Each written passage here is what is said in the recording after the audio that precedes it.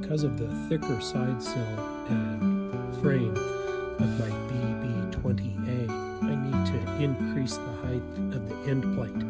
So what I've done here is I've taken one end plate and I've cut the top step off of the end plate. Then I've secured that to the top of another one, and I have cut out enough material from the floor of the top end plate to simulate a fifth step on top